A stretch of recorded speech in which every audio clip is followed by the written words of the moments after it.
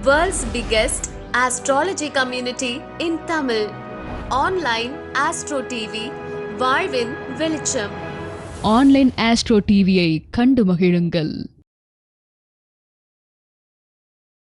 ராசிபுரத்திலிருந்து வருகை புரிந்துள்ள உபயம் வேலுசிவாய் அவர்களுடைய சொற்பொழிவு மிக ஒரு அற்புதமான தலைப்பில் சொற்பொழிவாற்ற இருக்கிறார். நம்ம எல்லாருக்கும் ஒரு தேவையான தலைப்பு.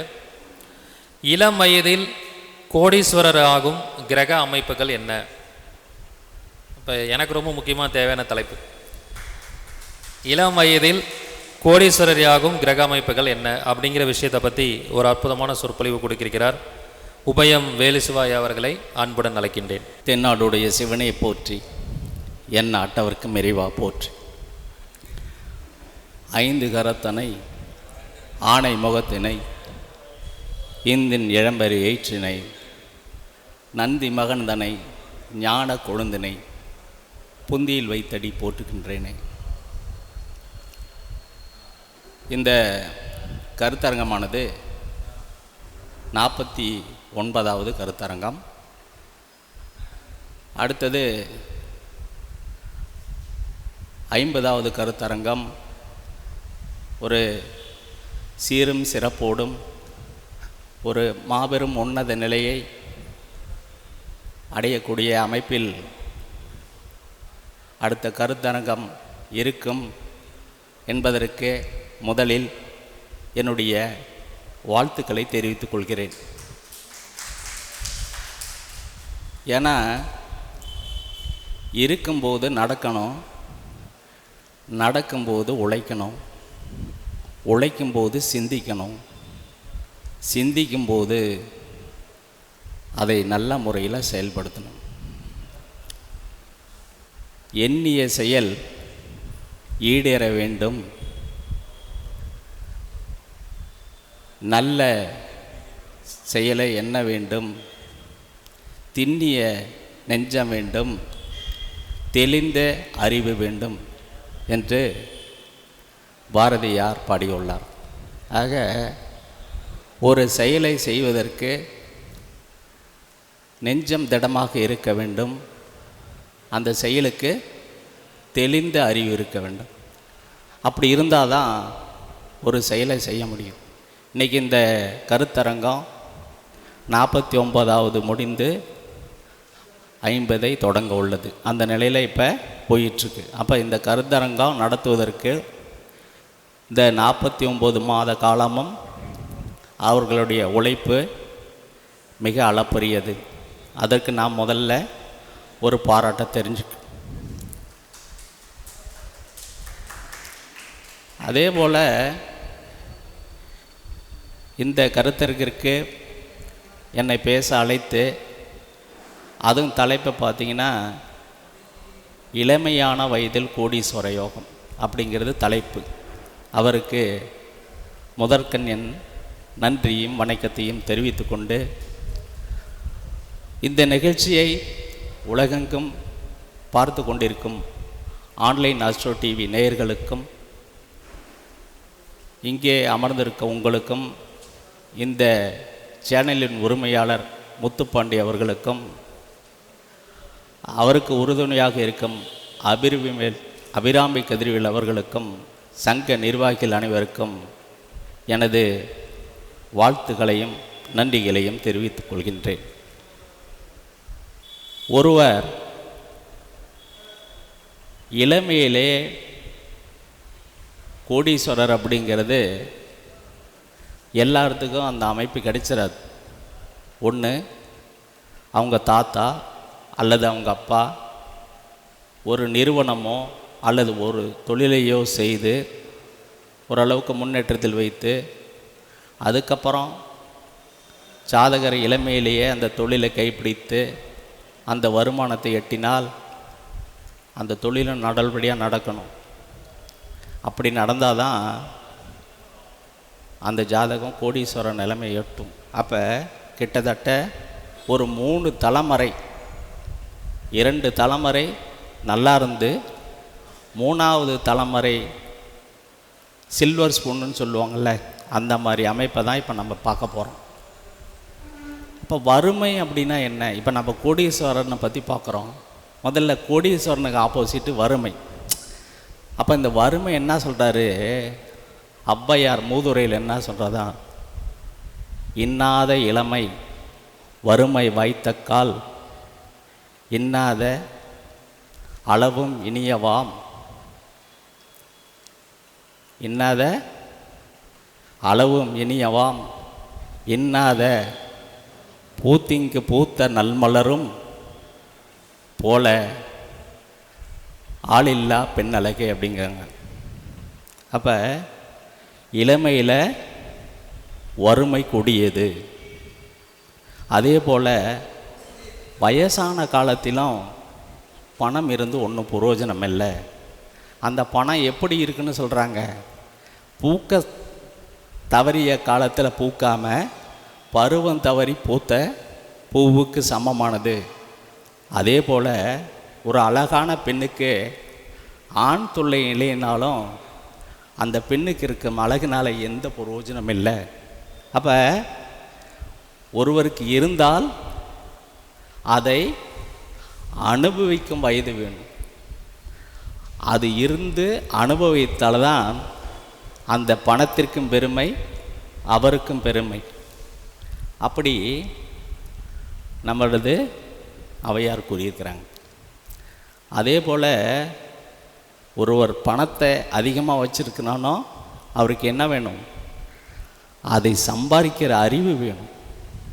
அதை நிலையாக வச்சிருக்கிறத 1க்கு 3 9 27 54 பெருக்கக்கூடிய அறிவு இருக்கணும். அதுக்கு தான் அதே ஔவையார் சொல்கிறாங்க தன்னுடைய மூதுரையில், நீரின் அளவே ஆம்பலும் ஆகும், நூல் கற்ற அறிவே நுண்ணிய அறிவாகும், மேலை தவத்தால் தான் பெற்றதான் செல்வமாகும், குலத்தின் அளவே குணமாகும் அப்படின்னு ஔவையார் சொல்கிறாங்க. அப்போ ஒரு குளத்தில் ஆம்பல் நீர் எப்படி இருக்கும் அப்படின்னா அந்த நீரின் அளவை பொறுத்தே தான் அதனோட உயரம் இருக்கும். ஒருக்கு அறிவு எவ்வளோ இருக்கும் அப்படின்னா தான் கற்ற கல்வியின் அடிப்படையில் தான் அவருடைய நுண்ணறிவு இருக்கும். அதே போல் ஒருவருக்கு பணம் சேர்க்கணும் அப்படின்னா தன்னுடைய தவப்பயனால் கிடைத்தது தான் செல்வம். அப்போ முன்னோர்கள் தவம் செஞ்சுருக்கணும். அந்த பாக்கியம், தவங்கிறது என்ன அப்படின்னா பாக்கியம். அப்போ குலத்தின் இயல்பு தான் குணத்தின் இயல்பு அப்படின்னு சொல்கிறாங்க. இது எல்லாம் நான் ஏன் சொல்கிறேன் அப்படின்னா சப்ஜெக்டுக்குள்ளே வரப்போகுது. இன்றைக்கி நம்ம படிக்கிற இந்த கோடீஸ்வர யோகத்துக்குள்ளே தவம்னா எங்கே இருக்குது? 9ஆம் இடம் தான் தவம். குலம்னா 5ஆம் இடம். அறிவுங்கிறது அப்பன் சம்பாரித்து பாட்டன் சம்பாரித்து வச்சுருந்தாலும் இவருக்கு அறிவு இருந்தால் தான் அதை பயன்படுத்தி ஜெயிக்க முடியும். அப்போ லக்னாதிபதி நல்லா இருக்கணும். ஒரு ஔவையார் எங்கேயோ என்றைக்கோ எழுதி வச்சு போனாங்க. நம்ம படிக்கிற ஜோதிடத்தை மட்டும் நீங்கள் வந்து பார்த்தீங்கன்னா பலன் சொல்ல முடியாது. அப்போ திருவள்ளுவர் எடுத்துக்கங்க, தொட்டனை தூரும் மணற்கேணி மாந்தருக்கு கற்றனை தூரும் அறிவு அப்படிங்கிறார். தோண்ட தான் நீர் பெருகும் அப்படின்னு சொல்கிறாங்க. அதே மாதிரி தான் படிக்க அறிவுன்னு சொல்கிறாங்க. பணமும் அப்படியே மூளையில் வச்சுருந்தா சம்பாதிக்காது.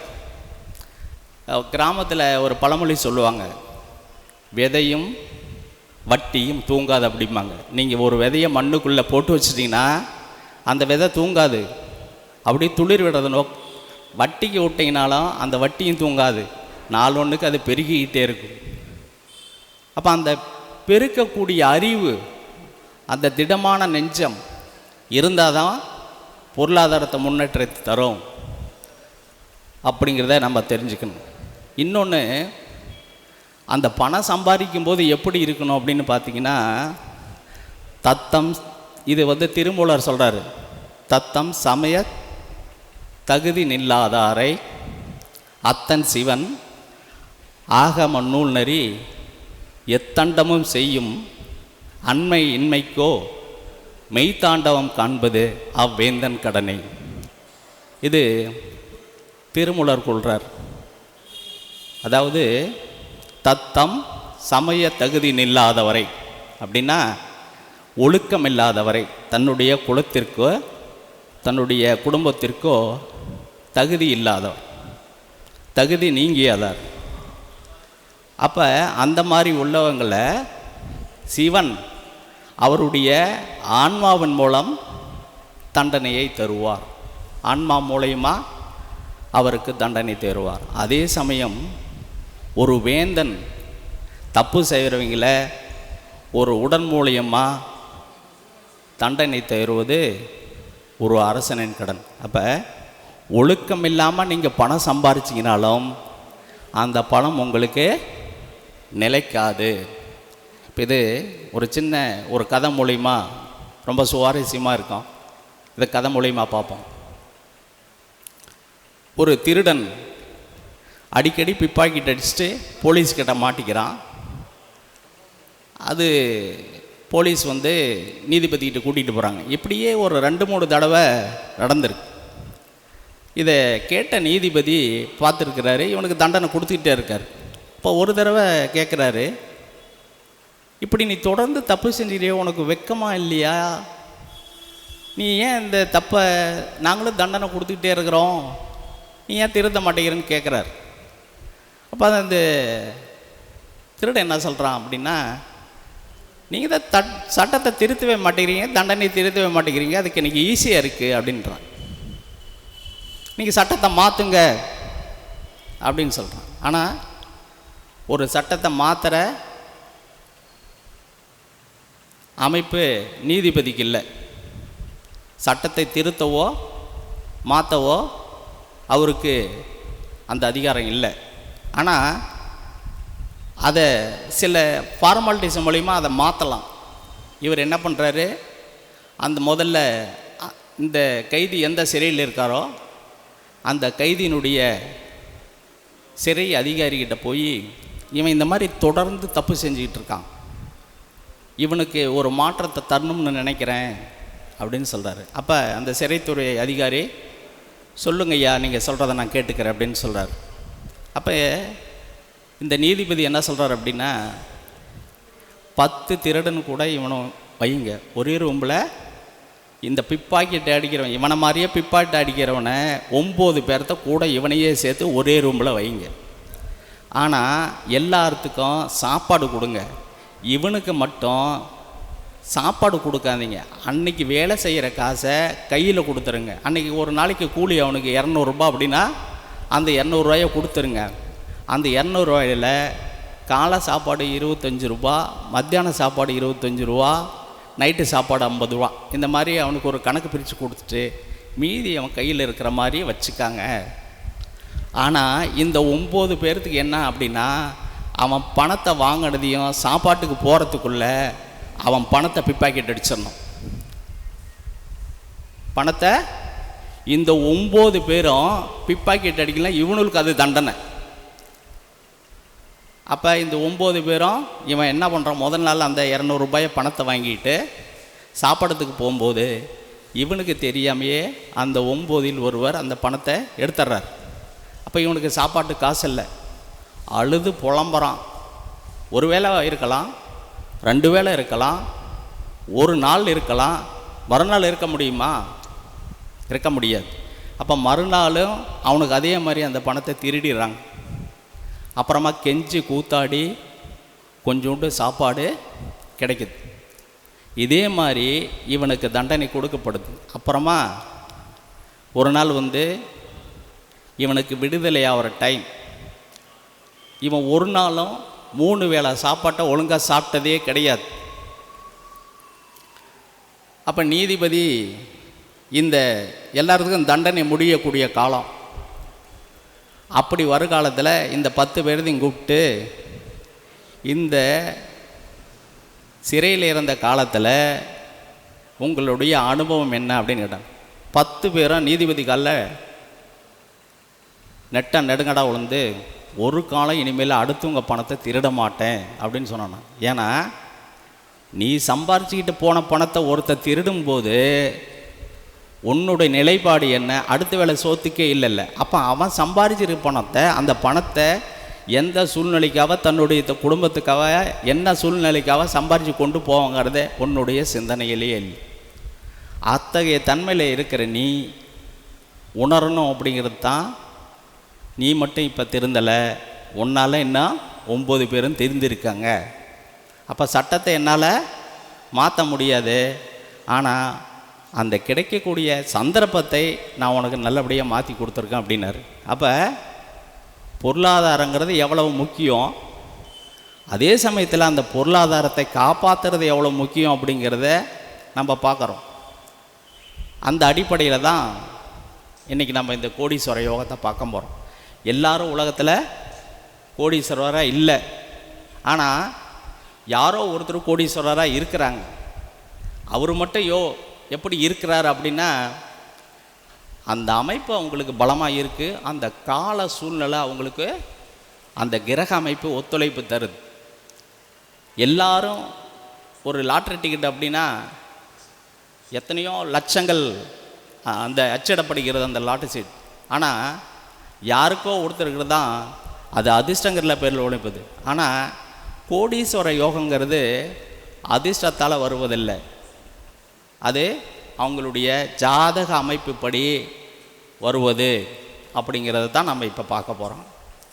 முடிஞ்சால் உங்களால், ஏன்னா இப்போ நான் இன்றைக்கி சொல்ல போகிறது சில நூல்களிலிருந்து பாடல் வரியாகவும் சொல்ல போகிறேன்.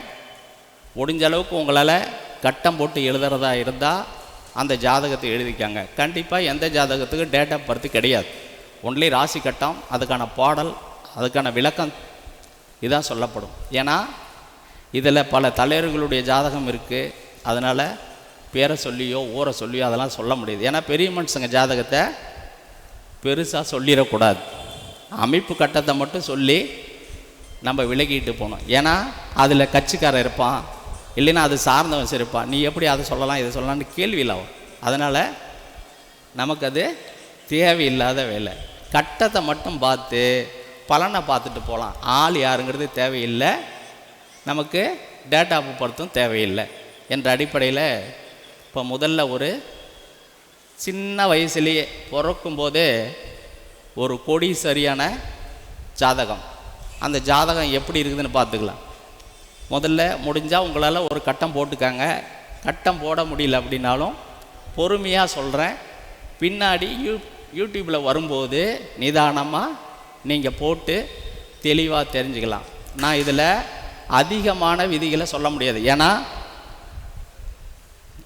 ஒரு 6-7 ஜாதகம் சொல்ல போகிறேன், பாடல் சொல்கிறேன், சில விதிகளை மட்டும் நான் சொல்கிறேன். அதுக்கு மேலே உங்களுடைய ஆராய்ச்சிக்கு நீங்கள் பயன்படுத்தி நீங்கள் ஒரு நோட்டில் எழுதி பயன்படுத்தி பாருங்கள் எந்த அளவுக்கு. ஏன்னா அந்த பாடலினுடைய வரிக்குள்ளேயே எல்லா விதிகளும் உள்ளடங்கும். அதுக்கு மேலே இருக்கிற ஒரு சில விதிகளை நீங்கள் உங்கள் ஆய்வில் நீங்கள் திதி சூனியம், காரணம், யோகி, அவயோகி, முடக்கு, எந்த அமைப்பில்னாலும் ஜெய்மணி சூத்திரம், ஏஎல்பி மெத்தேடு,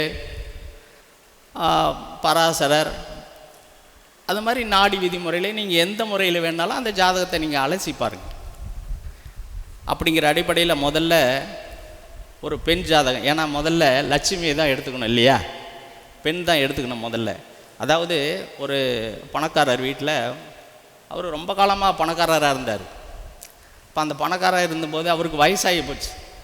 அவங்க வீட்டில் இருக்கிற தெய்வங்கள் அஷ்டலட்சுமிகளில் தனலட்சுமி, தானியலட்சுமி, சந்தானலட்சுமின்னு ஒவ்வொரு தெய்வங்களும் அவரை கும்பிட்டு, ஐயா நான் போயிட்டு வரேன் அப்படின்னு சொல்லி போகும்போது, சரி எல்லாம் போயிட்டு வாங்கம்மா, நல்லபடியாக எத்தனை காலம் இருந்தீங்க அப்படின்னு சந்தோஷமாக சொல்லி எல்லாத்தையும் அனுப்பி வச்சார். கடைசியில் தைரியலட்சுமி மட்டும் போகிறதுக்கு வந்துச்சான், ஐயா நான் போயிட்டு வரேன் அப்படின்னு. நீ எங்கே போகிற, நீ இங்கே இரு அப்படின்ட்டாரான். நீ எங்கே போகிற, இங்கே இரு அப்படின்னு. சரி அவர் சொல்ல மீற முடியல அப்படின்னு அந்த அம்மா இருந்துருச்சு. அந்த தைரியலட்சுமி இங்கே இருந்ததுனால மற்ற 7 லட்சுமியால் எதுவும் பண்ண முடியலன்னு சொல்லி அந்த 7 லட்சுமி திருப்பி இவர் வீட்டுக்கே வந்துடுச்சான். அப்போ தைரிய லட்சுமி மட்டும் ஒரு ஜாதகத்தில் நல்லா இருந்ததுன்னா எல்லா லட்சுமியும் திருப்பி நம்பிக்கிட்டே வந்துடும். முதல்ல என்ன வேணும், தைரியம் வேணும், பயப்படக்கூடாது. இப்போ ராசி கட்டம் போட்டுக்காங்க. ரிஷப லக்னம், லக்னத்தில் சந்திரன், ரிஷப லக்னம் லக்னத்தில் சந்திரன், 2ல் ராகு, அதாவது மிதுனத்தில் ராகு, கடகத்தில் சுக்கிரன், சிம்மத்தில் சூரியன், கன்னியில் புதன், குருவும் கேதுவும் தனுசில் குருவும் கேதுவும், மகரத்தில் சனி, மேசத்தில் செவ்வாய். இப்போ இந்த ஜாதகத்தை பார்த்தா முதல்ல எல்லா கிரகங்களும் கிட்டத்தட்ட பலமாக இருக்கு. இதில் சந்திரனும் சுக்கிரனும் பரிவர்த்தனை. மேக்சிமம் ஒரு ஜாதகத்தில் சந்திரன் ஆட்சி உச்சம் அப்படின்னு பேசிக்காக இருந்தேனவே அந்த ஜாதகம் வலுவான ஜாதகம்னு முதல்ல நம்ம முடிவு பண்ணிடணும்.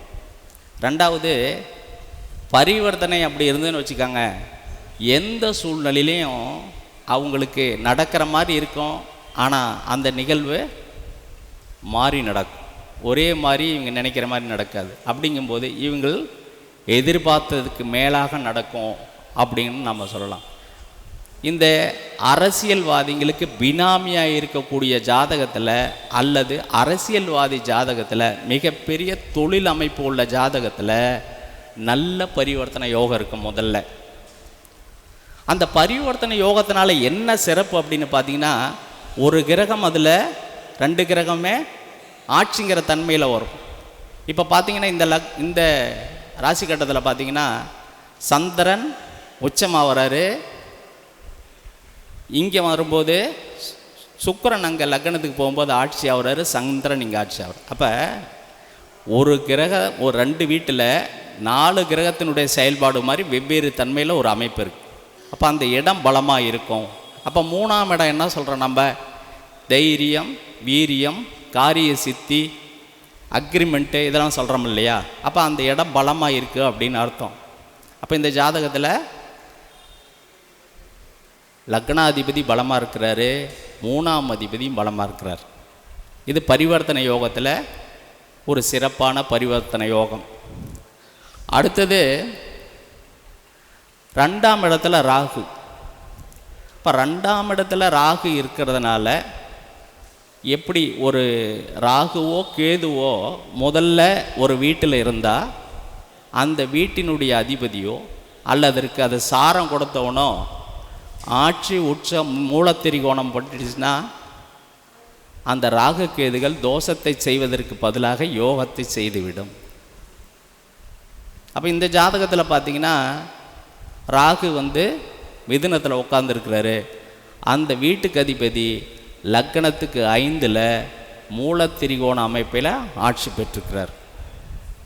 அப்போ அந்த ஜாதகம் எப்படி இருக்கும், அறிவு கல்வி எல்லாத்துலேயுமே செல்வத்தில் சிறந்திருக்கும்.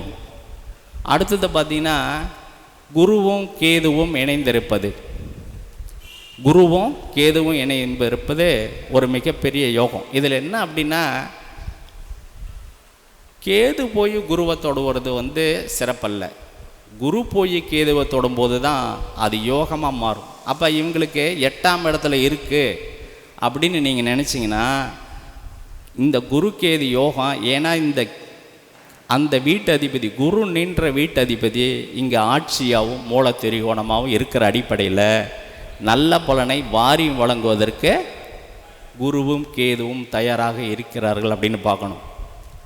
அதே சமயத்தில் லக்னத்திற்கு பாக்கியத்தில் சனி உட்காந்துருக்கிறார், தன்னுடைய சொந்த வீட்டில் ஆட்சியில் இருக்கிறார். இப்போ இந்த ஜாதகம் கோடீஸ்வர ஜாதகம் அப்படிங்கிறது உறுதி. இந்த ஜாதகம் பிறப்பாலேயே பிறக்கும் போதே கோடீஸ்வர ஜாதகம் அப்படிங்கிறதுக்கு ஒரு ரூல் வேணும்ல. அப்போ இவங்களுடைய கோணம் எப்படி இருக்குன்னு பார்க்கணும். திரிகோணம் நல்லா இருந்தால் தான் இவங்க அப்பா நல்லா இருப்பார். அப்போ இந்த ஜாதகத்தில் லக்னாதிபதினு சொல்லக்கூடிய சுக்கிரன் நல்ல நிலைமையில் இருக்கார். இதுக்கு 5ஆம் வீடு என்று சொல்லக்கூடிய கன்னியில் புதன் ஆட்சி பெற்றிருக்கிறார். 9ஆம் வீடு என்று சொல்லக்கூடிய மகரத்தில் சனி ஆட்சி பெற்றார். அப்போ நீங்கள் எப்படி சுற்றி சுற்றி வந்தீங்கனாலும் 1 5 9 பலமாக இருக்குது. அப்போ 1 5 பலமாக இருந்து 7ஆம் அதிபதி பலம் பெற்றிருந்தால், இப்போ அப்பாவுடைய ஜாதகத்துன்னு நீங்கள் பார்த்தீங்கன்னா இங்கே வந்து மகரம் 9ஆம் இடம் மகரம், இங்கே சனி, அதுக்கு திரிகோணத்தில் சந்திரனும் சுக்கிரனும் உட்காந்துருக்காங்க பரிவர்த்தனை யோகத்தில். அதுக்கு 9ஆம் இடம்னு பார்த்தீங்கன்னா எது கன்னி, அங்கே புதன் உச்சம் மூல திரிகோணத்தில் இருக்கார். அப்போ இந்த யோகம் எப்படி இருக்கும் அப்படின்னா, இந்த பொண்ணு மட்டும் பிறப்பிலேயே கோடீஸ்வரி அல்ல, இவங்க அப்பாவும் பிறக்கும் போதே கோடீஸ்வரர், அதுக்கு மேலே இவங்க தாத்தாவும் கோடீஸ்வர அமைப்பில் இருக்கார். அப்போ பரம்பரையாக இந்த ஜாதகம், ஒரு ஜாதகம் பரம்பரையாக கோடீஸ்வர யோகம் அப்படிங்கிறதுக்கு இதுவெல்லாம் இந்த ஜாதக கட்டம் ஒரு உதாரணம். இதை பாடல் என்ன சொல்லுதுன்னு பார்ப்போம். இப்போ நமக்கு வந்து ரூலாக பேசுகிறோம், ஆனால் பாடல்களை நாம் படித்து வச்சுருந்தோம்னா டக்குன்னு வந்ததையும் நம்மளுக்கு முடிஞ்ச அளவுக்கு சொல்லலாம். அப்படிங்கும்போது லக்னத்தில் சுபர் இருக்க பார்க்க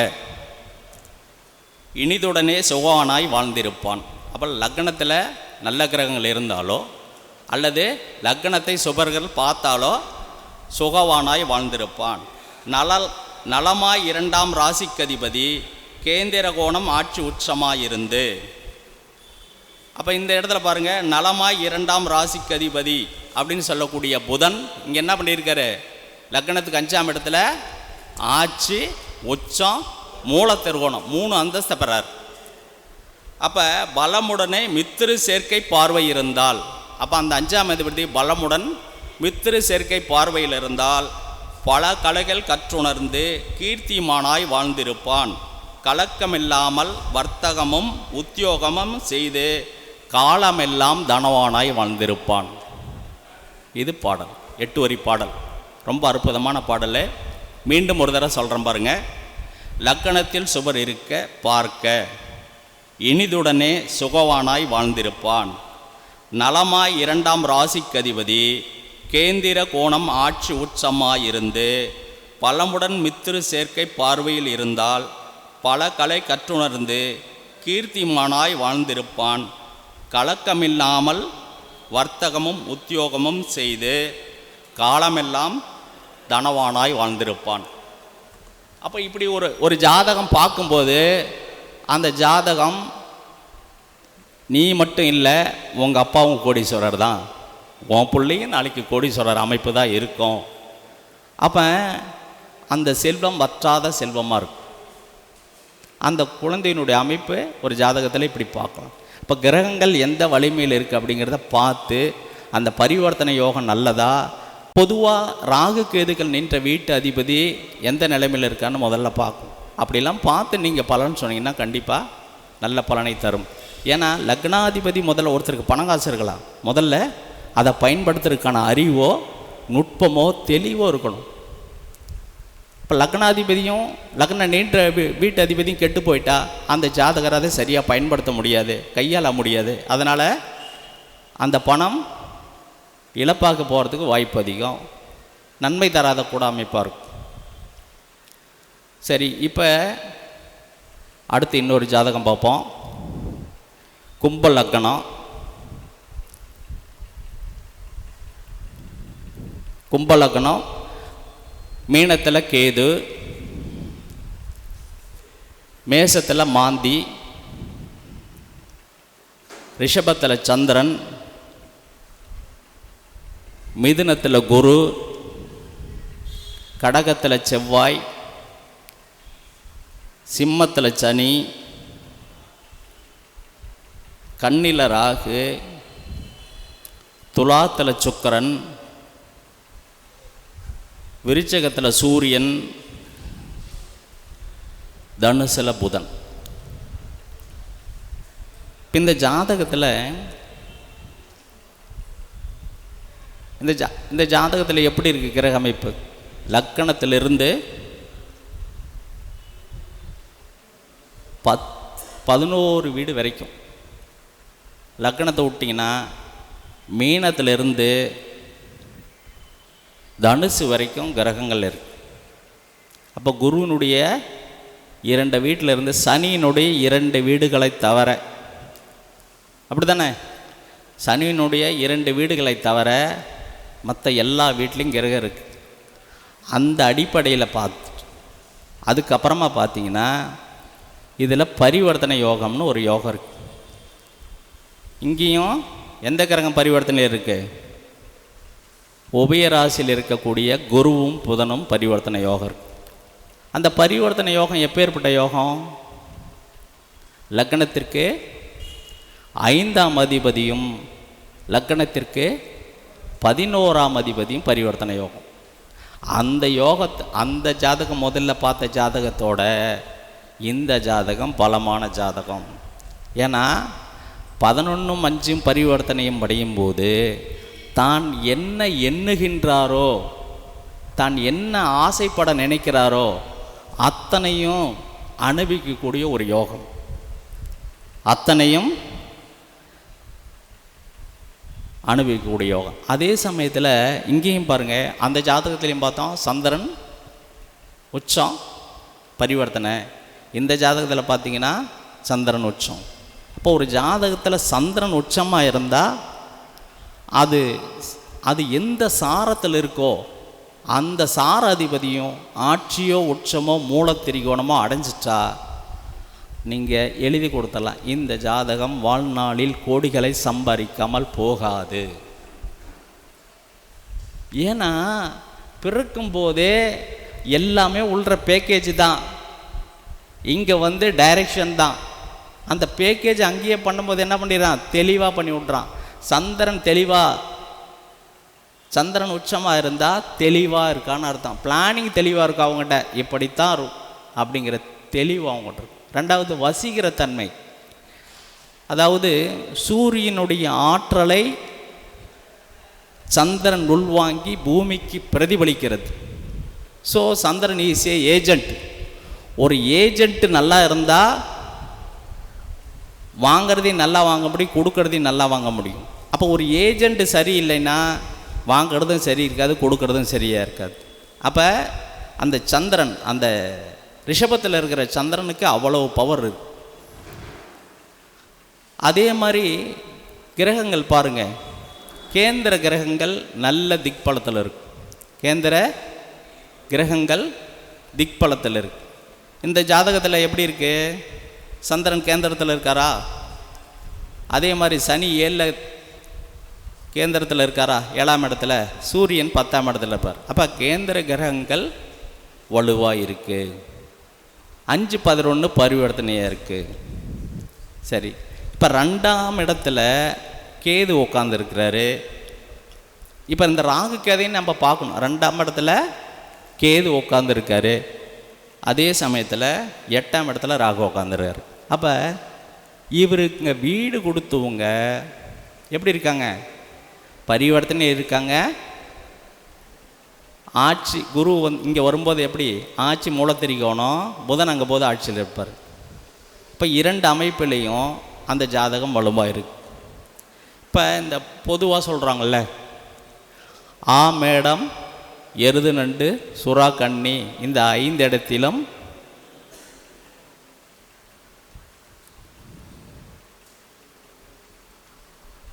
கருநாகம் அமர்ந்திருக்க பூமேடையில் தனித்துறம் ராஜயோகம், இதோட சொல்லி பாட்டை எல்லாம் நிறுத்திடுவாங்க.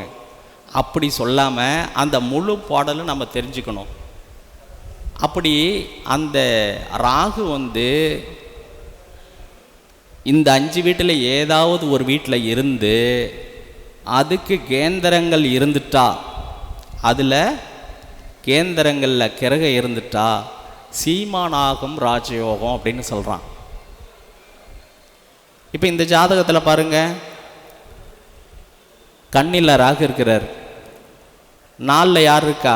குரு இருக்காரா? ராகுக்கு 4ல் புதன் இருக்கார், 7ல் கேது இருக்கிறாரு, 10ல் பார்த்தீங்கன்னா குரு இருக்கிறாரு. அப்போ இவர் யார்? ஒரு சீமான புத்திரன், இதில் சந்தேகம் இல்லை. அடுத்தது தொடர்ந்து கிரகங்கள் இருக்கிறது கிரகமால்யா யோகம் அப்படின்னு பேர். அந்த கிரகங்களே அந்த ஜாதகருக்கு மாலையாக வந்து விழுந்திருக்கு. கிரகங்களே தொடர்ந்து அந்த ஜாதகருக்கு மாலையாக வந்திருக்கு. அதே போல் இந்த சூரியன் சந்திரன் லக்னாதிபதி அல்லது லக்னம், இவங்களுக்கு 2 பக்கமும் சுபகரங்கள் இருந்துட்டா அதுக்கு பேர் என்ன?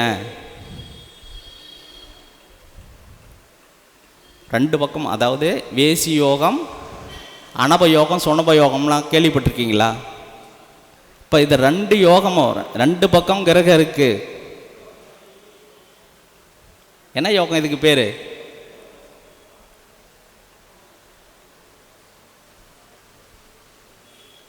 உபச்சாரி யோகம்னு பேர்.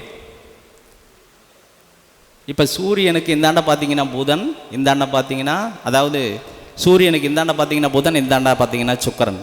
அப்போ இது ஜாதக அமைப்பில் எப்படி இருக்கு?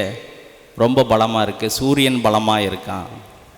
இப்போ ஒரு ஜாதகத்தில் லக்னாதிபதியோ அல்லது சூரியனோ சந்திரனோ இந்த மாதிரி அமைப்பை பெற்றால் மிக சிறப்பான ஒரு அமைப்பை இருக்கு. அதே போல் இந்த ஜாதகத்தில் பரிவர்த்தனை யோகமும் இருக்கு. சரி, இந்த ஜாதகத்துக்கு ஒரு பாடல்.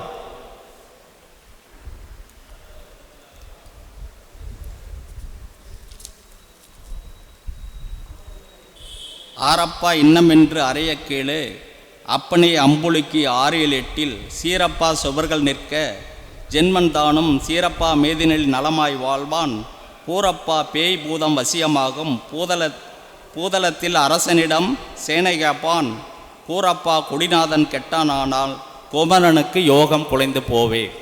இப்போ இந்த ஜாதகத்தில் இந்த பாட்டில் இருந்து என்ன சொல்கிறாங்க? சந்திரனுக்கு 6-7-8 சுபகரங்கள் இருந்தால் அவங்களுக்கு எல்லாம் வசியமாவார்கள். பேய் பூதமே வசியமாகும் அப்படிங்கிறான். மனுஷன் வசியமாட்டானா என்ன? அப்போ சந்திரன் எங்கே இருக்கார்? ரிஷபத்தில் இருக்கார். அப்போ 6 எது? துலாம். அங்கே சுக்கிரன் இருக்கார் அந்த ஜாதகத்தில். 7 சூரியன், 8 புதன். அப்போ சந்திரன் இந்த வீட்டுக்கு 6-7-8 சுபர்கள் நிற்கும் பொழுது இவன் எல்லாத்தையும் வசியம் பண்ணக்கூடிய ஒரு ஜாதகமாக இருக்கும். வாழ்நாள் பூரா இவனுக்கு நிம்மதி சந்தோஷம் கிடைக்கும் அப்படிங்கிறது இந்த பாடலிருந்து நமக்கு தெரியுது. அப்போ உபய ராசிகள் நமக்கு உபய ராசி அதிபதிகள் இருந்து அதில் ராகு கேது இருக்கும்போது மிகப்பெரிய ஒரு யோகத்தை தரும். இப்போ ஒரு மார்கழி மாதம்னு நினைக்கிறேன், போன மார்கழி மாதத்தில் இதே மாதிரி ஒரு நாள் வந்தது. கதிரை உங்களுக்கு ஞாபகம் இருக்கா? ஆஞ்சநேயர் கோயிலுக்கு போனோமே, எப்படி உபய ராசிகளில் ராகு கேது இருந்து அங்கே அந்த ராசி வீட்டு அதிபதிகளும் உபய ராசிலே இருக்கும் காலத்தில் அல்லது சூரியனும் சந்திரனும் அந்த ராசி கட்டத்தில் வர நாளில் நாம் அந்த ஆலய தரிசனம் செஞ்சோம்னா மிகப்பெரிய ஒரு பாக்கியம் கிடைக்கும் அப்படிங்கிற அமைப்பு. இப்போ பார்த்தீங்கன்னா இங்கேயும் ராகுகேது இருக்கும்போது அந்த வீட்டுக்காரர்களும் அதே வீட்டிலிருந்து பரிவர்த்தனை யோகத்தை பெறும்போது இதுவும் ஒரு மிகப்பெரிய கோடீஸ்வர அமைப்பை பெறுகின்ற ஜாதகம். முதல்ல நம்ம பார்க்கக்கூடிய ஜாதகத்துக்கும் ஒரு கோடீஸ்வர ஜாதகத்துக்கு எவ்வளவு யோக அமைப்புங்கிறத நம்ம உணரணும். அடுத்தது இன்னொரு ஜாதகம், ஜாதகட்டம் போட்டுக்காங்க. கும்ப லக்கணம், 2ஆம் இடத்துல மீனத்தில் சுக்கிரன், மேசத்தில் சூரியனும் புதனும், ரிஷபத்தில் ராகு, துலாத்தில் சனி, விருச்சகத்தில் சந்திரன் செவ்வாய் கேது, தனுசில் குரு. மறுபடியும் ஒரு தடவை சொல்கிறேன். கும்ப லக்கணம், 2ஆம் இடமான மீனத்தில் சுக்கிரன், 3ஆம் இடமான மேசத்தில் சூரியன் புதன், 4ஆம் இடத்துல ராகு, ரிஷபத்தில். அடுத்தது 9ஆம் இடத்துல சொல்லக்கூடிய துலாத்தில் சனி, 10ல் சந்திரன் செவ்வாய் கேது, விருச்சகத்தில், குரு வந்து 11ஆம் வீடு தனுசில் குரு. இப்போ இந்த ஜாதகத்தில் லக்னாதிபதிங்கிறவர் எப்படி இருக்கார்? உச்சம் பெற்றிருக்கிறார். சனி என்ன பண்ணியிருக்காரு? உச்சம் பெற்றிருக்கிறார். அப்போ அந்த லக்னாதிபதி உச்சம் பெற்று அப்படிங்கிற பாடல் என்ன அப்படின்னா, ஓங்கும் லக்னாதிபதி உற்ற வீட்டிற்கு அதிபதிநாதன் பாங்காய் கேந்திர கோணம் மூலத்திரிகோணம் தாங்கும் உச்சமனாய் தக்க புறத்திற்கு அதிகாரம் உண்டு.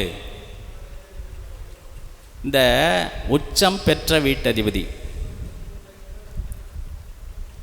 லக்னாதிபதியான சனி பகவான் இந்த ஜாதகத்தில் உச்சம் பெற்றிருக்கிறார். அப்போ சந்திரனுக்கு 12இல் ஒரு கிரகம் உச்சம் பெற்றாலும் சந்திரன் நின்ற ராசிநாதன், அதாவது நட்சத்திரநாதன். இப்போ இந்த ஜாதகத்தில் சந்திரன் வந்து அனுசத்தில் இருக்கார். அப்போ சந்திரன் இந்த வீட்டில் நீசம் அப்படின்லாம் நாம் பார்க்கவே கூடாது. அந்த வீட்டிற்கு 12ஆம் வீட்டில் அந்த நட்சத்திரத்தை பெற்ற கிரகம் உச்சமாக இருந்ததுன்னா அந்த ஜாதகமும் கோடீஸ்வர அமைப்பை பெறுகிறது என்பதில் எந்த மாற்று கருத்தும் இல்லை. அந்த பாடல் தான் வந்து முதல்ல வந்து லக்னாதிபதி எந்த வீட்டில் நிற்கிறானோ அந்த வீட்டுக்குடையவன் உச்சமானாலும் கோடீஸ்வர யோகம். இப்போ பாருங்கள், இந்த ஜாதகத்தில் லக்னாதிபதி சனி உச்சமாக இருக்கிறாரு முதல். அந்த வீட்டுக்குடையவன் என்ன இருக்கிறான்? அவனும் உச்சமாக இருக்கான். அப்போ எப்படி இருக்கு இந்த ஜாதகம்? தானே உழைத்து பொருளாதாரத்தில் பல கோடிகளை ஈட்டியக்கூடிய ஜாதகம் இந்த ஜாதகம். அதே மாதிரி இன்னொரு பாடல் என்னென்னா, மதிக்கு 12இல் மந்தன் ஆட்சி உச்சம் நிதிக்கு பஞ்சமில்லை குபேர சம்பத்து உண்டாம். மதிக்கு 12இல் மந்தன் ஆட்சி உச்சம் நிதிக்கு பஞ்சமில்லை அப்படின்ட்டான். அப்போ இந்த ஜாதகத்தில் பார்த்தீங்கன்னா சந்திரனுக்கு 12இல் சனி உச்சம். அப்போ இந்த ஜாதகத்திற்கு பணம் ஒரு பிரச்சனையே இல்லை, வந்துக்கிட்டே இருக்கும் அப்படின்னு இந்த ஜாதகம் சொல்லுது. அப்போ ஒரு ஜாதகத்தில் எந்த அமைப்புகளை முதல்ல நம்ம பார்க்கணும். அடுத்தது இன்னொரு ஜாதகம். இதுக்குள்ளே நீங்கள் வந்து நான் வந்து நேரம் கருதி பாடம் நடத்துகிற மாதிரி இருந்ததுன்னா ஒவ்வொன்றா விளக்கம் சொல்லலாம். இந்த வீடு எப்படி இருக்குது, இந்த நட்சத்திரம் இருக்குது, இது இந்த டிகிரியில் இருக்குது, இது திதி யோகத்தில் எந்த அமைப்பு இருக்குது, யோக அமைப்பில் எப்படி இருக்குது, கர்ண அடிப்படையில் எப்படி இருக்குது, அல்லது பரிவர்த்தனை அமைப்பில் எந்த மாதிரி அமைப்பு இருக்கும். இப்போ உதாரணமாக நீங்கள் பார்த்தீங்கன்னா சந்திரன் பரிவர்த்தனை அடையும் போது, சந்திரன் நீங்கள் நல்லா உன்னிப்பாக கவனிச்சுக்காங்க, ஒரு ஜாதகத்தில் மற்ற கிரகங்கள் பரிவர்த்தனை ஆவதை விட சந்திரன் பரிவர்த்தனை ஆகும்போது உங்களுடைய அந்த ஜாதகத்தினுடைய திதி 2 வரும், திதி 2 வரும், யோகம் 2 வரும், கர்ணம் 2 வரும். அப்போ அந்த ஜாதகம் அந்த அடிப்படையில் இருக்கும்பொழுது அந்த ஜாதகத்தை அளவிட முடியாத அளப்பரிய ஒரு யோகத்தை கண்டிப்பாக செய்யும். அப்போ சந்திரன் மட்டும் ஆட்சியும் உச்சமாக இருந்ததுன்னா அதுக்கு என்ன, அந்த திதி அமைப்பு பார்த்திங்கன்னா, யோக அமைப்பு பார்த்திங்கனாலும் கர்ண அமைப்பு பார்த்திங்கனாலும் அது திதி சூன்யத்தெல்லாம் மாட்டாது. அதெல்லாம் அந்த அமைப்பில் பார்க்கும்போது, அந்த யோக அமைப்பெல்லாம் பார்க்கும்போது மிக ஒரு அளப்பெரிய ஒரு யோகத்தை செய்யக்கூடியது.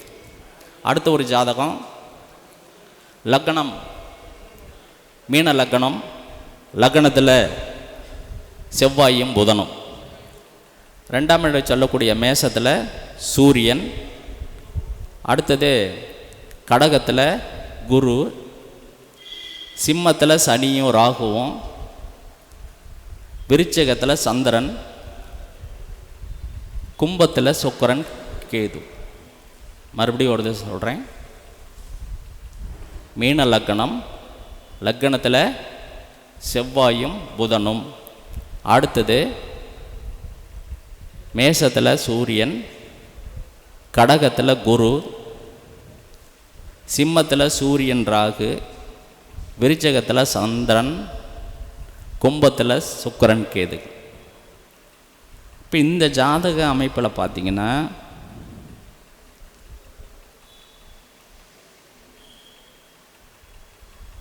இந்த லக்னத்திற்கு அதிபதி 5ஆம் வீட்டில் போய் நின்று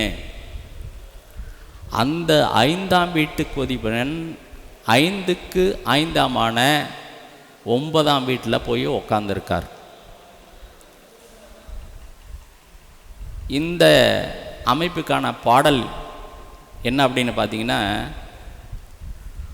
அறிவித்தேன் அஞ்சிக்கு அஞ்சாமனும்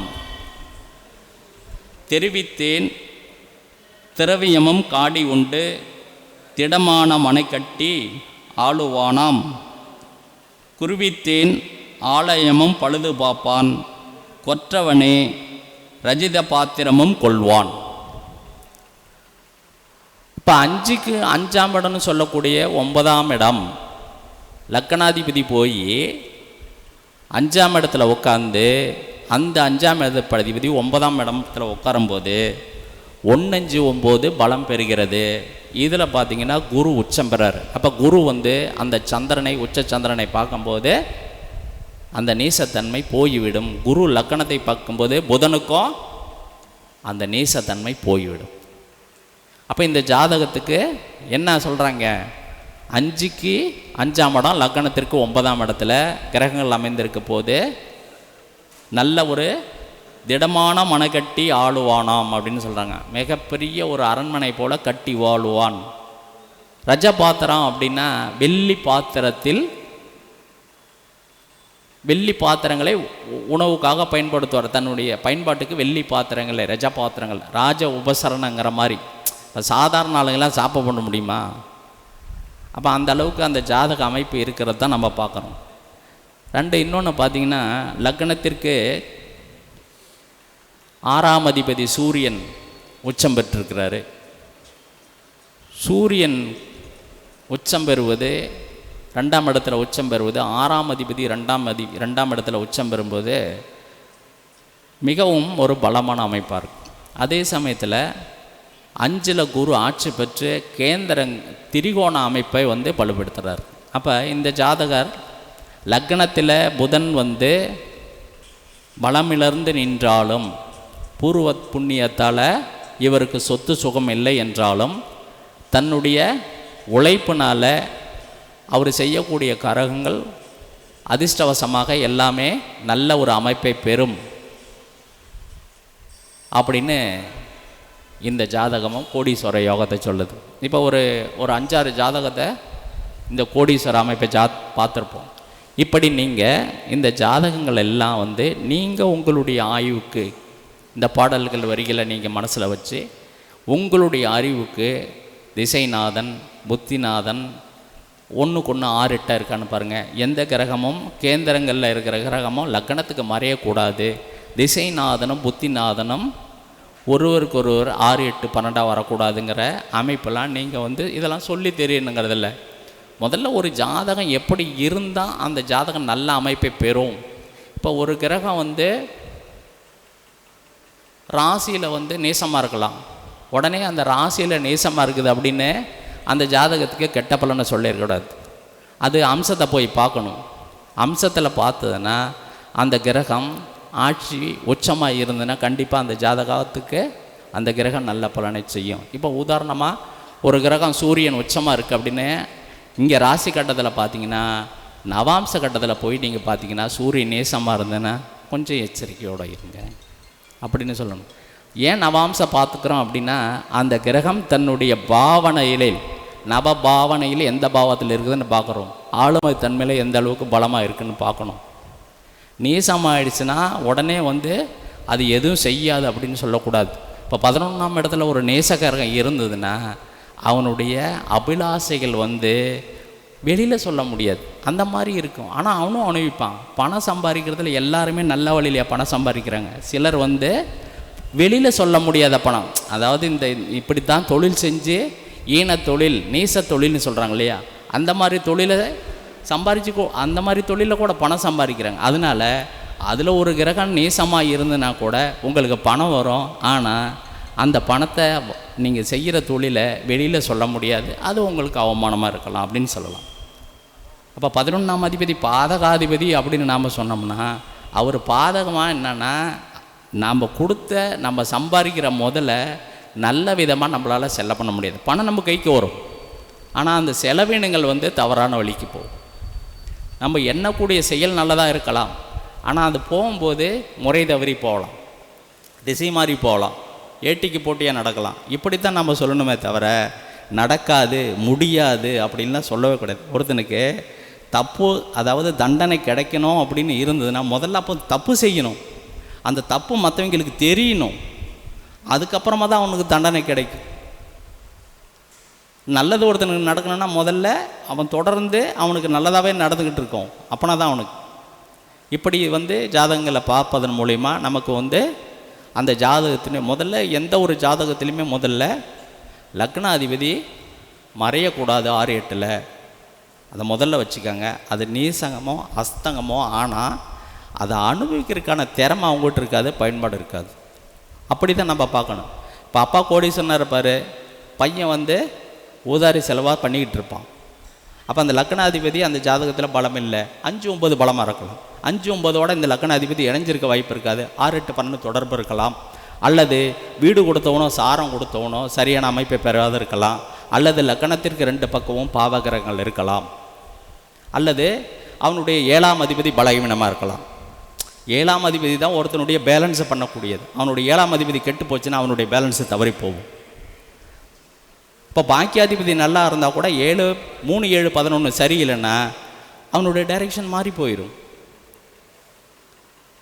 ஒரு திசையில் யோகத்தை தருந்து அடுத்த திசையத்தில் அவயோகமாக மாற அமைப்பு இருந்திருக்கு. அவயோகமாக இருந்த ஜாதகம் அடுத்த திசையில் யோகமாக மாறதுக்கான அமைப்பு இருக்குது. அப்போ அதெல்லாம் நம்ம ஒரு அலசி ஆராய்ச்சி பார்த்து தான் ஒரு ஜாதகத்துக்கு பலன் சொல்லணும். அப்போ முதல்ல ஒரு நல்ல ஜாதகம்னா எப்படி இருக்கும் அப்படின்னு முதல்ல நம்ம பார்க்கணும். அதே சமயத்தில் வாழ்நாள் பூரா ஒருத்தர் எப்படி கஷ்டப்பட்டுக்கிட்டு இருக்கிறான் அப்படின்னு பார்க்கணும். அந்த ஜாதகமும் நம்ம வாங்கி பார்க்கணும். தத்தி ஒருத்தர் முன்னேறான் மறுபடியும் கீழே விழுந்துடுறான் அப்படின்னு அவன் ஜாதகம் பார்க்கணும். அப்போ அந்த ஜாதகத்தையே வாங்கி அனலைஸ் பண்ணி அவங்கக்கிட்ட நம்ம கேட்கணும், உங்ககிட்ட இப்படி இருக்கா. முதல்ல நம்ம ஒரு சில விஷயங்கள் கற்றுக்கிட்டோம் அப்படின்னு உடனே காசுக்கு போயிடக்கூடாது. ஏன்னா அவங்ககிட்ட இருக்கிற டேட்டாவை கலெக்ட் பண்ணி அதை நம்மளோட கம்பைன் பண்ணி கோச்சாரம் எப்படி இருக்குது, தசாபுத்தி எப்படி இருக்குது, கிரக அமைப்பு ஜனன காலத்தில் எப்படி இருக்குது அப்படிலாம் கொஞ்சம் பார்த்து நம்ம அனலைஸ் பண்ணி 10 சொன்னோம்னா ஒரு 7 கன்ஃபார்மாக அவங்களுக்கு ஒத்து போகும் அப்படிங்கிறது என்று கூறி, ஏன்னா எல்லாத்துக்கும் ராஜயோகம் கிடைக்காது. ஆனால் எல்லாரும் ராஜயோகமாக இருக்கணும் அப்படின்னா முதல்ல என்ன பண்ணணும்னா மனசு நல்லா இருக்கும். உள்ளமே கோயில் ஊன உடம்பே ஆலயம். அப்போ இந்த நல்லது மனசை வச்சுக்கிட்டோம்னா ஒருத்தன் காசு பணம் வச்சுருக்கான் அப்படின்னு நாம் நினைக்கிறோம், அதை அவன் வச்சுருக்கிறதுக்கு எவ்வளோ கஷ்டப்படுறான் தெரியுங்களா. ஒரு தடவை ரஜினிகாந்த் கிட்ட கேட்டாங்களாம், ஐயா நீங்கள் இவ்வளோ கோடிக்கணக்கான பணத்தை சம்பாரிச்சிட்டேங்க, இனிமேல் நீங்கள் ஏன் சம்பாதிக்கணும், கம்முன்னு இருந்துக்கலாமே அப்படின்னு சொன்னாராம். அதுக்கு ரஜினிகாந்த் சொன்னாராம், ஒரு விமானம் கீழேருந்து மேலே போகுது, போனதுக்கப்புறம் நாம் தான் மேலே வந்துட்டோமே அப்படின்னு இன்ஜின் ஆஃப் பண்ணிட முடியுமா அப்படின்னாரு. அப்படின்னா என்ன ஆகும், விழுந்து ஒன்றுமில்லாத போயிடும். அப்போ இங்கேருந்து மேலே போயிட்டோம்னா அங்கேயே நிற்கிறதுக்கு முதல்ல முயற்சி பண்ணிக்கிட்டே இருக்கணும். அப்படி முயற்சி பண்ணலைன்னா என்ன ஆகும், மறுபடியும் கீழே இறங்கி வந்துடும். அந்த மாதிரி பெரும் பணத்தை சம்பாதிக்கிறவங்களும் அதை கட்டி காப்பாற்றுறதுக்கும் அதை நிலைநிறுத்துவதற்காகவும் அவங்களும் பலவாறு அதை ஆளுமை செய்துக்கிட்டு வராங்க. அதுக்கு அவங்களும் பல ஆளுமையில் நல்லது இருக்கலாம் கெட்டது இருக்கலாம். அரசன் அன்று கொள்வான் தெய்வம் நின்று கொள்வான்னு சொல்லலை. அப்போ என்னென்னா அவன்லாம் காப்பாற்றுறவன். எல்லாம் சாதாரணமாக லட்சத்தை வச்சுருக்கிறோம், லட்சாதிபதிக்கிறோம், கோடியை வச்சுருக்கிறவன் ஈஸ்வரனுக்கு சமம் அப்படின்னு சொல்கிறான். அவன் நினச்சானா எல்லாம் செய்யலாம், ஏன்னா அவன் ஈஸ்வரன். அப்போ கோடிகளுக்கு ஈஸ்வரனுக்கு சமம் பார்க்கக்கூடாது. அதுதான் சொல்லுவாங்க, வல்லான் வகுத்த வல்லான் வெட்டுற வாக்கியா வடக்கையும் போகும் தெற்கையும் போகும். ஏன்னா அந்த பணம் அந்த மாதிரி செய்யுது. அந்த பணத்துக்காக எது வேணாலும் செய்கிறாங்க. ஆனால் முடியாதவங்க நமக்கு வந்து அந்த அமைப்பு இருந்தால் அதுக்கான முயற்சி பண்ணலாம். ஆனால் அமைப்பே இல்லை அப்படின்னா இருக்கிறத வச்சு நிதானமாக, தானத்திலேயே சிறந்தது என்ன அப்படின்னா நிதானம்தான். நீங்கள் எந்த தானம் வேணாலும் பண்ணலாம். ஆனால் ஒரு மனிதன் தன்னுடைய நிதானத்தை ஒருபொழுதும் இழக்கக்கூடாது. அதனால் ஒரு சிலர் வந்து இந்த ஷேர் மார்க்கெட்டு, இந்த லாட்ரி ரேஸ் இதெல்லாம் போனால் வேகமாக அள்ளிக்கிட்டு வந்துடலாம் அப்படின்னு போகிறாங்க. அது எல்லாத்துக்கும் அந்த அமைப்பு இருக்குது அப்படின்னு பார்த்தீங்கன்னா இல்லை. ஏன்னா ஒருத்தன் போய் விட்டால் தான் கடைக்காரன் ஆக முடியும். விடாமல் அவங்ககிட்டே இருந்தால் நம்ம பணக்காரன் ஆயிடும் இல்லையா? அப்போ விட்டவனுக்கு தான் தெரியும் அந்த பணம் எவ்வளோ கஷ்டம் அப்படின்னு. அப்போ அது சம்பாதிக்கிறவங்களுக்கு தான் தெரியும் அந்த பணம் எவ்வளோ கஷ்டம். ஆனால் சம்பாதிக்கிற பணத்தை ஒரு கடைசி வீதியில் வழியாக நம்ம போகிறோம். நம்ம ஒரு 1000 ரூபாயை சம்பாரித்து அன்னைக்கு அந்த கடை வீதி வழியாக அந்த பணத்தை கொண்டு போகிறோம். இந்த பக்கம் பார்த்திங்கன்னா நகை கடை இருக்குது, இந்த பக்கம் பார்த்திங்கன்னா ஜவுளி கடை இருக்குது, இந்த பக்கம் பார்த்திங்கன்னா உங்களுக்கு ஹோட்டல் கடை இருக்குது, இந்த பக்கம் பார்த்திங்கன்னா மதுபான கடைகள் இருக்குது, இந்த பக்கம் பார்த்திங்கன்னா இறைச்சி கடை இருக்குது. இது எல்லாத்தையும் மனசுக்குள்ளே எந்த சஞ்சலமும் அது அப்போலாம் வந்து அந்த வீதியெல்லாம் முதல்ல தாசி வீதியெலாம் உண்டு, இப்போ இல்லை. அது மாதிரி இருக்குது. அப்போ இது எல்லாமே மனத்துக்கு சினிமா கொட்டாய் இருக்குது. இது எல்லாமே எந்தவித மனசஞ்சலம் இல்லாமல் அந்த 1000 ரூபாயை வீட்டுக்கு கொண்டு போய் உங்கள் வீட்டுக்காரம்மா கையில் கொடுத்தீங்கன்னா தான் அது உங்கள் வீட்டு பொருளாதாரத்துக்கு உதவும். அப்போ இது போகிற வழியில் எதையாச்சும் ஒன்றில் நம்ம கொண்டு போய் விட்டுட்டோம்னா போனது தான். அப்படி இருக்கும்போது கோடிகளை நமக்கு வரவில்லை என்றாலும் இருப்பதை வைத்து நலமாய் வாழ்வது மிகவும் சிறப்பு. யோக ஜாதகத்தை ஜோசியர் பார்த்துக்கலாம். அல்லது எல்லாரும் போய் என் ஜாதகம் கோடீஸ்வர ஜாதகமாக கோடீஸ்வர ஜாதகமானு நான் எப்போ கோடீஸ்வரன் அவனு கேட்டேன். ஜோசியர் என்ன நாளான்னைக்கு அவனு சொன்னாங்க எங்கிருந்து தருவார் பணம்? அமைப்பு இல்லை. அமைப்பிற ஜாதகத்தை நம்ம பார்க்குறோம் ஒரு ஜோதிடர் முறையில். ஒரு கிரக அமைப்பு எப்படி இருந்தால் இப்படிலாம் இருக்கும். அப்போ பரம்பரையாக பணக்காரர்கள் யார், அடுத்து உழைப்பால் முன்னேறக்கூடியவர்கள் யார்? ஒரு ஜாதகத்தில் ஒரு கிரகத்திற்கு கேந்திரத்தில் திரிகோணத்தில் நல்ல கிரகங்கள் அமைத்துட்டாவே அவங்க வந்து நல்ல எண்ணங்கள் நல்ல சிந்தனைகளை பொருளாதாரத்தை ஈட்டக்கூடிய அமைப்பில் இருப்பாங்கிறது எந்த மாற்று கருத்தும் இல்லை. அப்போ கிரகங்களுடைய பலங்கள் முதல்ல நம்மளுக்கு தெரியணும். இந்த மாதிரி நம்ம சில பாடல்களை தெரிஞ்சு நம்ம முன்னோர்கள் வச்சதை அந்த ஆய்வு ஜாதகத்தில் நம்ம பயன்படுத்தும் போது நமக்கு ஒரு நல்ல பலனை ஏற்படுத்தி தரும் என்று கூறி, நான் போன மாதத்தில் வந்து நட்சத்திர கர்ம ஜோதிட வகுப்பு அப்படின்னு ஒரு 3 நட்சத்திரத்திற்கான வகுப்பு வந்து ஆன்லைன் ஆஸ்ட்ரோ டிவி மூலயமா நடத்தியிருந்தேன். அதில் வந்து அஸ்வினி பரணி கார்த்திகை அப்படிங்கிற நட்சத்திரத்தை நடத்தியிருந்தேன். அந்த வகுப்பில் என்ன சொல்லியிருக்கேன் அப்படின்னா, இப்போ ஒரு நட்சத்திரம் எந்த ராமாயண மகாபாரதத்தில் எந்த கதையோடு ஒன்றி போகுது, அந்த கேரக்டரு இந்த ஜாதகனுடைய வாழ்க்கையில் எந்த இடத்துல பயணப்படும் அப்படிங்கிற ஒரு தன்மையும், அதே சமயத்தில் அந்த நட்சத்திரத்திற்கு கொடுக்கப்பட்டுள்ள விருட்சம், மிருகம், பட்சி அந்த அமைப்பு அந்த ஜாதகத்தில் வாழ்க்கையோடு எப்படி பின்னி பிணைக்கப்பட்டு இருக்கிறது என்ற அமைப்பிலும், இந்த ஒவ்வொரு நட்சத்திரத்துக்குமான கோயில்கள் எவ்வாறு அந்த நட்சத்திரத்திற்கும் அந்த கோயிலுக்கும் உள்ள தொடர்பு அப்படிங்கிற பிரதிபலிக்கும் வகையில் இந்த 3 நாள் நட்சத்திர வகுப்பு நடந்திருக்கு. அஸ்வினி பரணி கார்த்திகை. அடுத்தது கூடிய சீக்கிரம் ரோகிணி மிருகசீரிஷம் திருவாதிரை அப்படிங்கிற இந்த 3 நட்சத்திரத்திற்குமான வகுப்பு நடைபெறும். அது உங்களுக்கு வந்து விளம்பரம் ஆன்லைன் ஆஸ்ட்ரோ டிவி மூலமாக வந்து உங்களுக்கு யூடியூப்பில் வரும். இதை பார்த்து கொண்டு இருப்பீங்க. உங்களுக்கு அந்த வகுப்பில் கலந்துக்கணும் ஆசை இருக்கிறீங்க, கண்டிப்பாக கலந்துக்கலாம். இந்த வகுப்பு பற்றி இப்போ அடுத்து வர்ற வகுப்பில் என்ன 2 விஷயங்களை பேசுவோம். முதல்ல ரோகிணி மிருகசீரிஷம் திருவாதிரை இந்த 3 நட்சத்திரத்தை பற்றி தான் பேச போகிறோம் அடுத்த வகுப்பில். இதில் ரோகிணி அப்படின்னு பார்த்தீங்கன்னா பொதுவாக நம்மளுக்கு மகாபாரதத்தில் வரக்கூடிய கிருஷ்ணனை பற்றி தெரியும். அப்போ அவருக்கு அந்த ரோகிணி நட்சத்திரக்காரங்களுக்கு 5 வயசு வரைக்கும் அவங்க உயிர் பிழைப்பது ரொம்ப கஷ்டமாக இருக்கும்.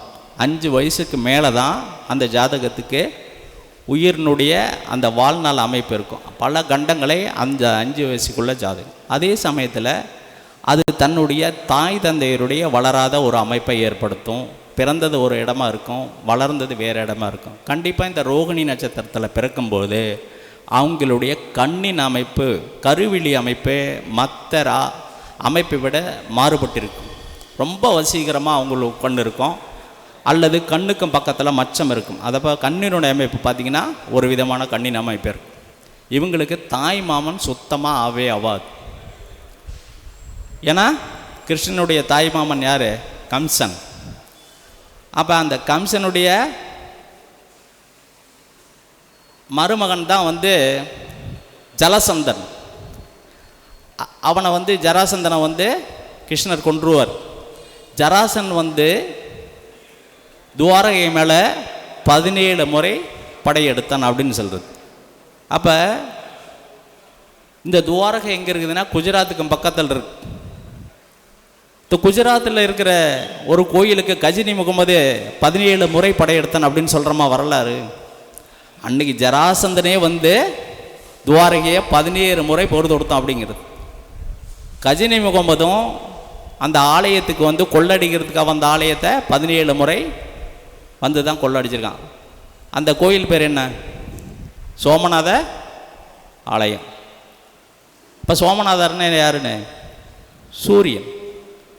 அங்கே இருக்கிற பொருள்களை கொள்ளடிக்க தான் 17 முறை வந்தான் அப்படிங்க. அப்போ அந்த அமைப்பு செயல்படும். அதே மாதிரி இந்த கிருஷ்ணனுடைய சிலை அதிகமாக அத்தி மரத்தால் செய்யப்பட்டிருக்கு. அதனால் காஞ்சிபுரத்தில் இருக்கிற அந்த சிலை ஜலத்துக்குள்ளே இருக்கிற அந்த சிலை அத்தி மரத்தால் செய்யப்பட்டது. அதனால தான் அவருக்கு பேரே அத்திவரதர். அதே மாதிரி உடுப்பில் இருக்கிற கிருஷ்ணன் கோயிலும் அத்தி மரத்தால் செய்யப்பட்டது தான். நிறைய இடத்துல அத்தி மரத்தால் செய்யப்பட்ட சிலைகள் கிருஷ்ணன் இருக்கு. ரெண்டாவது குருவாயூர். குருவாயூர் இந்த ரோகிணி நட்சத்திரத்தோட ரொம்ப நெருங்கப்பட்டது. இப்படி ஒவ்வொரு நட்சத்திரத்துக்கும் அந்த வரலாற்றினுடைய நிகழ்வுகளை சொல்லி, அந்த ஆலயங்கள் சொல்லி, அதில் அந்த ஆலயத்தில் நடக்கக்கூடிய நிகழ்வுகளையும் சொல்லி இந்த வகுப்பு இருக்கும் என்று கூறி, இதுவரை எனக்கு பேச வாய்ப்பளித்த பிரபஞ்ச குழுவின் தலைவர் மதிப்புக்குரிய வல்லரசு தினேசராஜா அவர்களுக்கும் அவர்களுடைய சங்க உறுப்பினர் அவர்களுக்கும் எனது நன்றி கலந்த வணக்கத்தை தெரிவித்து கொண்டு, இதுவரை இதை பொறுமையாக கேட்டுக்கொண்டிருந்த உங்களுக்கும் மீண்டும் ஒரு முறை எனது நன்றி கலந்த வணக்கத்தை தெரிவித்துக் கொள்கின்றேன். என்னுடைய தொலைபேசி எண் 95 85 32 80 32. வாழ்க வளமுடன், வாழ்க வையகம். நன்றி, வணக்கம்.